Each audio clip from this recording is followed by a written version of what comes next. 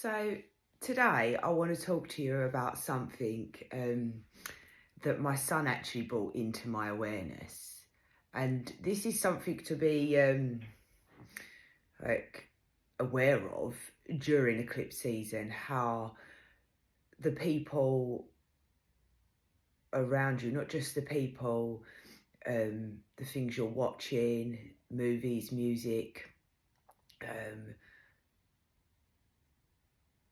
like social media maybe, just anything in your experience kind of creates a internal reaction, because this eclipse portal is massively about change and healing and working through our deep seated fears.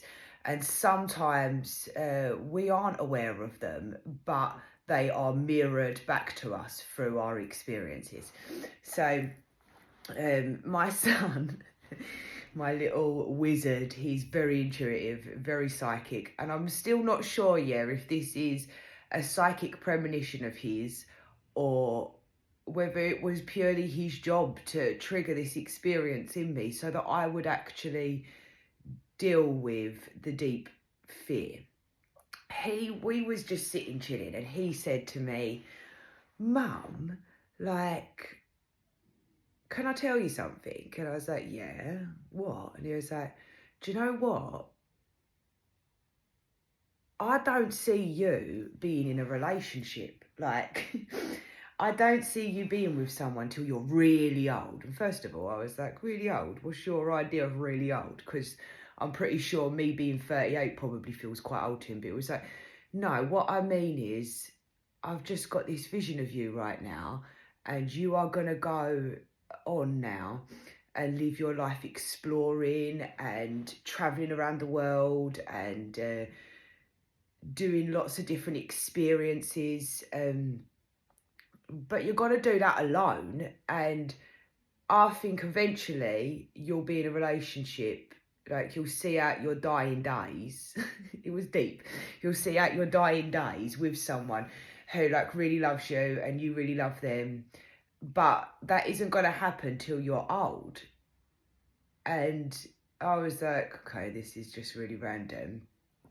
And I was like, oh, because I'm not going to lie, like in that moment, part of me was, I always kind of thought that I would be in a relationship with someone, that I wouldn't be alone. And as he was saying this stuff, the emotion that was coming up inside of me was like, I don't want to do it alone. And he could tell, because he is very empathic, he could tell. He was like, oh, like, I wish I hadn't said anything now. And I was like, no, tell me your truth. Speak your truth. It's okay. It's just that I imagined myself going on to explore the world, to do lots of traveling, to have lots of experiences. But I never imagined myself being alone for like that period of time. Like, because he was like, I don't see you in that kind of intimate relationship till you are really old. And again, he couldn't really specify age or anything like that. And I'm not even sure the details or the premonition, like I said, was what was important. It was more about my internal reaction to this. And like I said, I was like, oh, I'm sad because I want to go and explore the world for sure. That's like massively, I'm an explorer. I love to discover and learn and see the world. And that is something I always wanted to do, even as a young child. So that, that makes sense. And the thought of like doing it alone, I was like, oh, I just didn't want to do it alone, like, and he was like, but Mum, you're going to be so happy. Like, I think you're going to choose to be alone. Like, it's your choice. Like, you enjoy your own company. You want to be alone. You want to explore. You want to meet people, yeah, but not to have this, like, close one-to-one relationship. And he was very, very, like, insistent on the fact of how much I was choosing that and how happy I was to be on my own. Like, he said, you're going to have a great life. Like, really enjoy this life. Like, this is our conversation. But I couldn't get, like, that didn't matter to me. Like, in that moment, it was like, what do you mean I'm going to be happy? Like, I'm not going to be happy because I'm going to be on my own. Anyway, the point was of how much it was getting me to deal with this deep fear of being alone. And now, logically, this doesn't make sense yet. I've been on my own for a long time. Like, I'm not in a relationship, and I am not scared of being alone. I am, you know, over these past couple of years, I've dealt with all of the fears that come up from being codependent. You know, like fear of, some people have fears of being financially able to support themselves. Like, I support me and my children completely on my own without any help. My mum and dad sometimes kind of help me, but mainly, like, it's all on my own, you know, like with no help. And so I don't have the financial fear. Where I've been on my own so long, I don't have the emotional fear. I know I can hold space for myself. I find, you know, security within my own emotions. I share an emotional connection with myself. Like, you're never really alone, even if you are alone, because if you see this from a higher perspective, yeah, like, first and foremost, you know, that how can you honestly be alone when you know who you truly are and how consciousness works and how connected everything and everyone all is, how you can be with spirit, how you can be with God, how you can be with all of the connections around you. But these deep fears of being alone, you know, are half the reason why people make decisions in their life, why people stay in relationships for too long, why people engage in friendships that are codependent, that, you know, and I don't mean like surface level fears. It's quite normal to have like I say, those surface level fears of, will I be able to financially support myself? Will I find emotional connection? Will I be able to have sexual connection? Will I be able to physically support myself and mentally? Like they're kind of like surface level. Like, them fears are kind of normal to go through. We're human and everyone has those fears. And that's why it's important, like, when you are codependent, to seriously spend time on your own to confront those fears and realise that they are just fears. You know, you're fully capable of supporting yourself physically, mentally, emotionally, spiritually, financially, sexually, those surface level fears. But it is our deep-seated fears that kind of are the drive behind our desires, our subconscious patterns. And the fact that when he mentioned that I was going to be on my own, all I could think about was how sad that was. Like, oh my God, that's so sad. I did not take any note of the fact that he was like, but you were so happy, you was exploring the world, you was doing everything you wanted to do, you was building a great life and a great business. All I cared about was, I'm going to be on my own. I'm going to be on my own. And, you know, not I cared about, like, you know, the higher perspective of this is, I am aware this was a deep, deep fear of abandonment, fear of rejection, fear of being alone, that comes from the self, you know, like a deep-seated pattern, a deep-seated fear, and something that needed to be brought into my awareness, because the fact that it was still there, the fact that I felt such heartbreak and sadness over those words that he was saying, means it has been the drive behind my behaviours, my choices, my desires, like, of the fear of being alone. So it was forcing me to confront that. And after he kind of said that, after I experienced like the deep emotion of it, and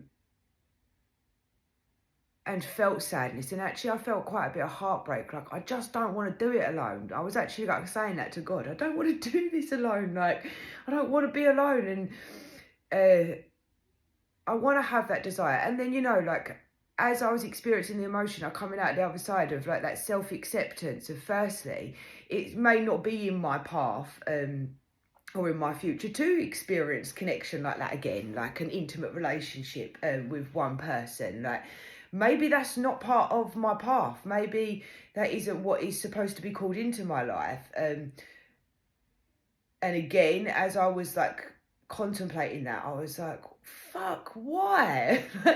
Why can't I have that connection?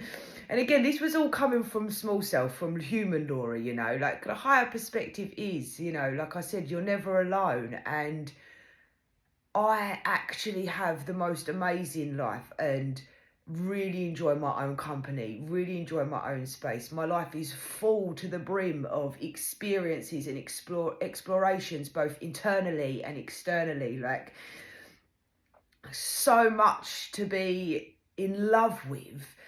But I had this deep-seated desire to be in love with another person.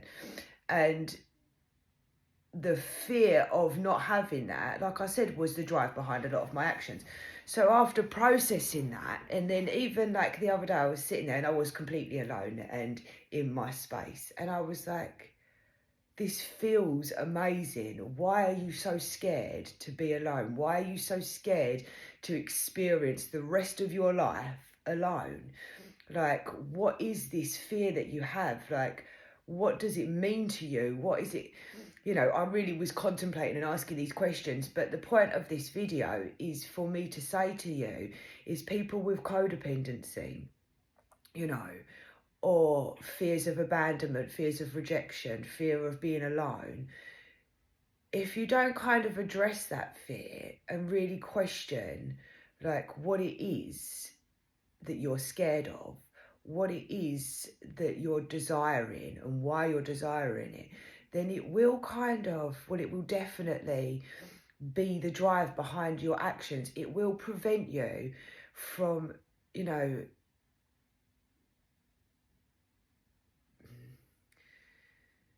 embodying your highest self, your dreams, your truest desires, because you're running from a place of this fear, you know. And it is one of the main reasons why people are remaining in toxic and wounded relationships. I know myself, yeah, that the reason I stayed, well, not the reason, but one of the reasons I stayed in my toxic relationship for nearly 20 years was the fear of being alone, the fear of abandonment, you know. Like, it kept me in a very, very toxic, a very, very wounded, a very, very abusive relationship for 20 years, even though I knew. And that's why I've had to do a lot of self-work on trusting the self, trusting my intuition, because I knew for a very, very long time that that wasn't love, that I was not in love, that our relationship was toxic, that it was wounded, that we was both very chaotic, that we were both acting from a place of karma, of wounds. I knew that, but I wouldn't listen to that and trusted it, because my fear of abandonment, my fear of being alone, my fear of rejection overrode what I knew to be truth, what I could see in plain sight. You know, it took a very, very lot and certain things to play out and certain other things to occur for me to finally see the truth and to finally trust my inner guidance. But there is a lot of people, like I say, that are remaining in these relationships because of their fear. And like I said, there's no judgment. I did it for 20 years, you know, you all do it in your own time. But addressing that fear of why is it that you're so scared to be alone? And like I said, my fear of being alone was what it actually meant to me, was like rejection and abandonment, because that belief was distorting my reality. I am alone. I'm completely safe. I'm completely happy. I am full. I'm enjoying my life and my experiences. But it was distorting my reality because it was like a yearning. And you know what I mean? It's normal. Human connection and desire to have human connection is completely normal. And I have beautiful connections with my family, with certain friends. I connect with people. I can share love with people when I go shopping. Do you know what I mean? You go shopping and you have a little conversation or a smile. Love is something that you do not get from the external. It is a vibration, it is a feeling, a sensation, it is a way of being that is inside you. If you have love within you, or you realize that you are love, you don't need one external person to feel those feelings. When you are in a relationship with someone and you feel love for that person, it is not them making you feel that. That feeling is inside of you. So when you are in love with someone, you know, and you feel those beautiful heart expansions, when you feel that like excitement, and I don't mean like trauma bond, because when what people think love is, yeah, like when you get the butterflies and those sexual urges and like you're like rah and stuff like that, that's actually not necessarily love, you know. It comes in part of it, but I mean that heart warm feeling, that sensation, that peace, that beautiful feeling that is love, pure acceptance, pure just openness, pure childlike essence, you know. Like that feeling is all going on with you. That isn't that other person. That other person is a external thing for you to kind of project that feeling onto.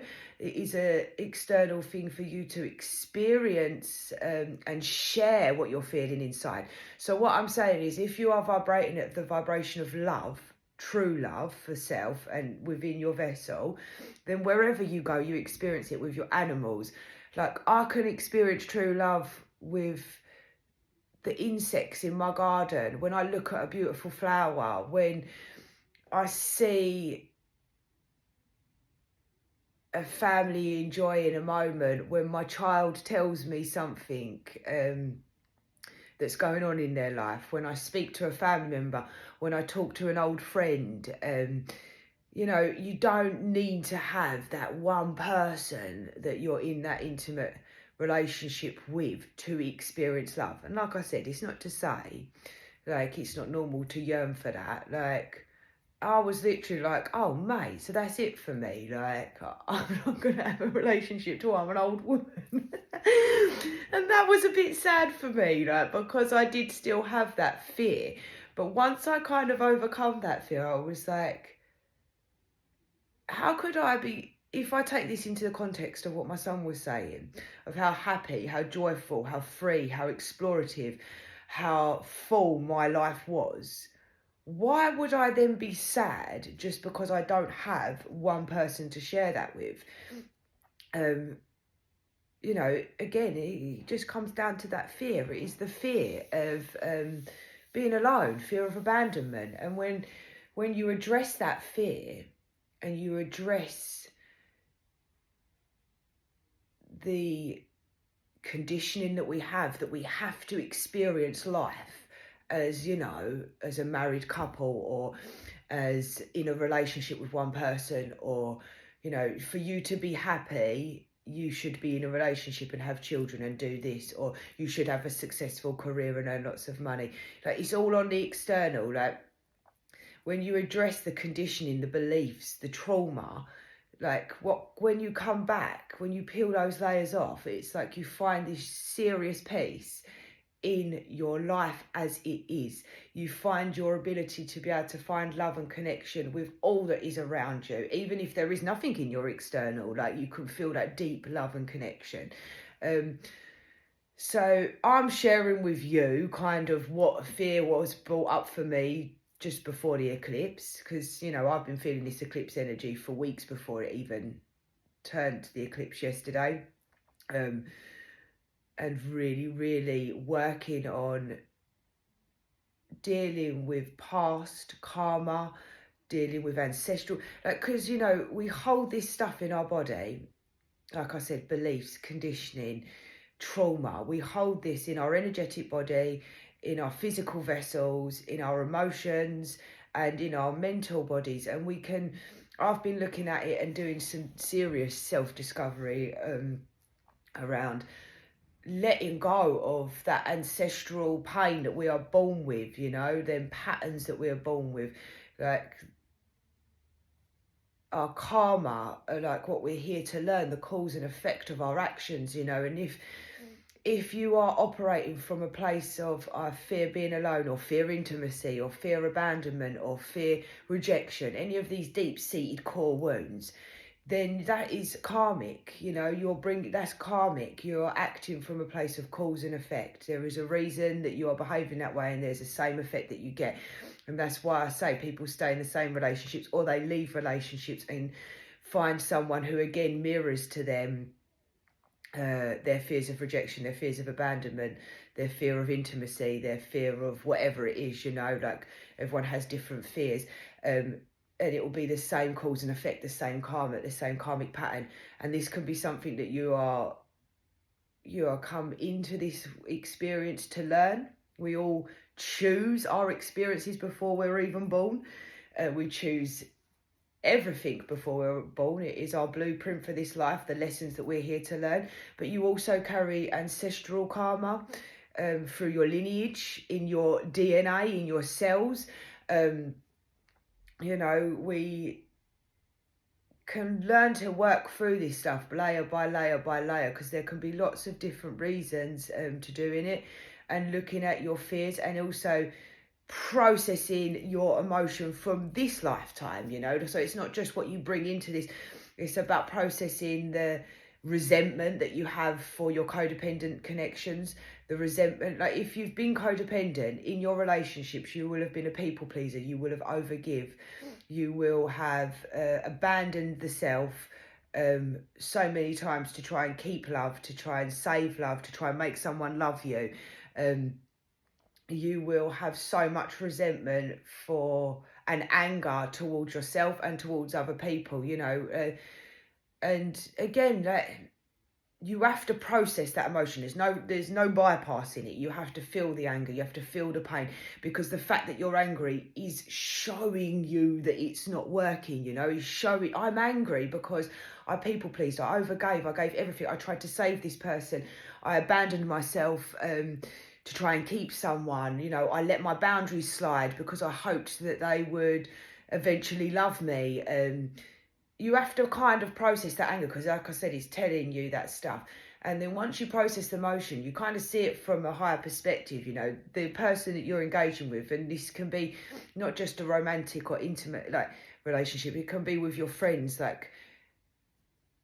all the different friendships that you had that were superficial, where you kind of abandoned yourself and behaved in certain ways to keep friends, where you were putting up with you giving a lot more than receiving love. And like I said, there's layers to it, because then you have to look at your fear of receiving love, your fear of, there's other things that kind of come up as you're going through that stuff. But once you kind of process the emotion that you've held in your physical vessel, you can kind of see the higher perspective of the person that you were sharing a connection with, whether it's a friend or a romantic partner or a work colleague or a family member that you are feeling all this resentment for. Once you process that resentment, you'll usually find that the resentment isn't actually for them, it's for you, for the self-abandoning. That's the first point. Secondly, you kind of see that it was never really about you. It's about their own fears, whether that is their fear of intimacy, their fear of abandonment, their fear of rejection, their incapability of experiencing what love is. Like what I was telling you of people can only love you to the level that they love themselves, that they've experienced love. You can't get angry with someone because they aren't able to show up for you in the way you want. They're showing up the best way that they can. Do you know what I mean? They're doing the best that they can with what they've got. Some people have zero awareness of ancestral trauma, of trauma from this life, and how it impacts all the different layers of and levels of your body. Some people have no idea about their karmic patterns and what lessons they don't have that. It's not within their awareness, so they're just acting from these subconscious fears. Their fears of abandonment, their fears of rejection, their fears of intimacy, their fear of being alone, their fear of receiving love. They are not aware that they're acting like that, so they're going to treat you. It's almost like self-survival. We all treat and connect with people on a basis of survival.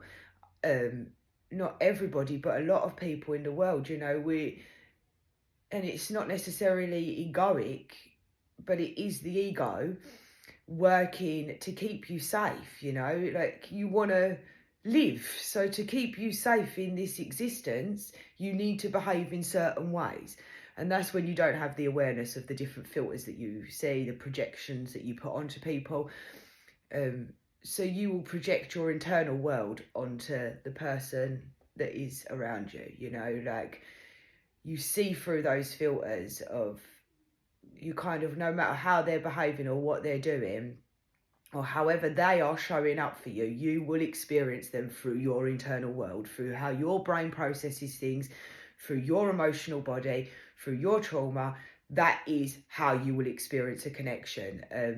And when you are not aware of your own karmic patterns, your own internal ways of being and ways of connecting, you will make it all about them. Hence why you know, like you get really angry at someone for the way they've treated you, or for taking liberties, or being toxic. But as you heal and work through these things, that's not to say you won't experience toxic people, but you know, you have a higher level of self-love, in the sense of you won't engage in those certain connections, you won't put energy in those certain connections, you'll have boundaries, you'll be able to speak up about your needs and desires. Like you change because, you know, you haven't got this deep fear of being alone, fear of abandonment. Like you're not operating from those places of survival. And like you will sometimes, you know, when you're triggered. As I said, it's normal as a human to experience fear.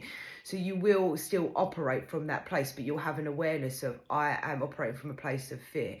So my son bringing that into my awareness with that conversation enabled me to see my internal world even more clearly, like how much I really did put having a relationship with someone else, a romantic relationship with someone else, on such a pedestal, and how, like, you know, I thought that I could not be happy on my own. Like, and that's so strange because, like I said, I've been on my own. I haven't been in a relationship for ages, like years, man. Like and I mean no kind of romantic relationship. Like I've been completely on my own, or in a self-discovery journey, like, and I've been happy, but there was still an aspect of me that, like I said, put it on a pedestal and thought, you know, like I'm lying when I say I've been completely happy, because I have been happy, and I have been really on a whole spiritual journey, a whole transformational journey for years. But there was still part of me that did deeply desire to share life with a partner, you know, like I wanted to build with somebody. I wanted to create an experience with somebody. I wanted to have that closeness with somebody. And the thought of me having, when he was saying that, like, you're going to go and have this life, the thought of me having this life where I explore the world, where I build and create the life of my dreams, where I do what I want when I want, that's amazing. If I get to have that life and that's in my path, I'm so lucky. Not necessarily, not lucky because I deserve it for the internal work that I've done, but I wouldn't have even been able to enjoy that, because there was still part of me that was like, that don't feel happy unless I've got someone to do it with. There was still a conditioned part of me, there was still trauma to release around having that connection. So now, look, I'm not telling everyone that you shouldn't have relationships and connection and you shouldn't desire that. It's completely normal. And, you know, it all depends on what your path is. Like, maybe the rest of my journey is about self-discovery, is about ascension, is about, like, me doing it on my own. I experienced relationship. I spent 20 years in a relationship. I had other relationships and connections. I got to share love. I felt true love, you know, and that was an amazing experience. But maybe that's not what I am meant to go on to do now. Like maybe I won't experience that true love feeling with another person in terms of intimate relationship. Maybe now it is just for me to really feel and understand how love is who we are, you know, like, and experience it in all those different ways. But I wouldn't have been able to kind of embrace that life if I had this fear of being alone, fear of, like, oh my God, I'm not going to do this with someone. So yeah, I think then, when you no longer have that fear of like, oh my God, I'm going to do life alone, I'm going to be all on my own,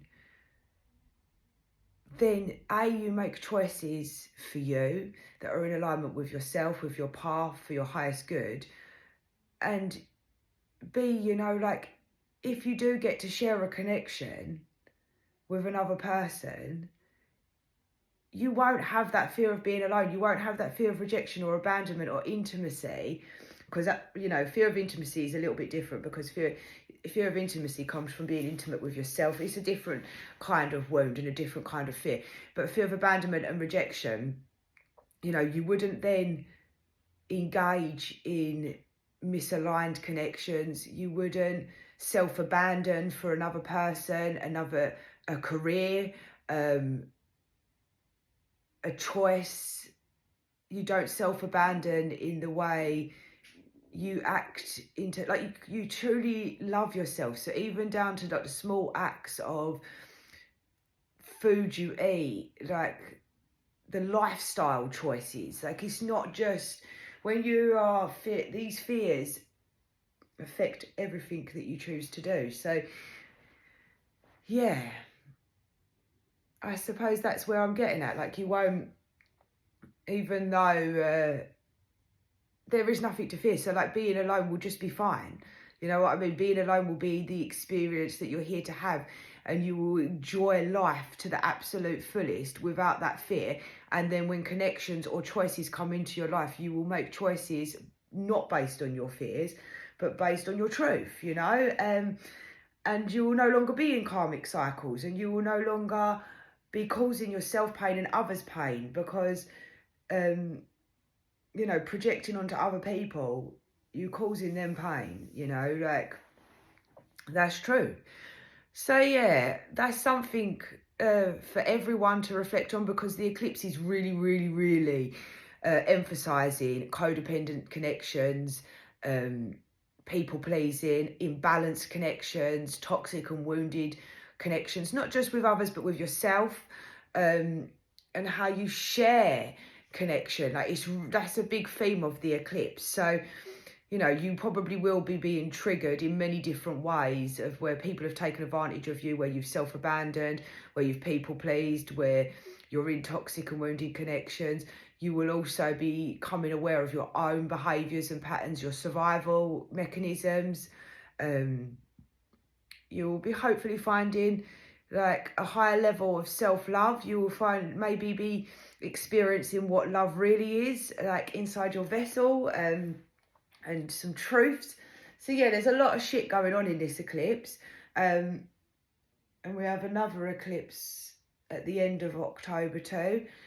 So this whole season is very much about being inward, and really, really homing down on those choices that you're making.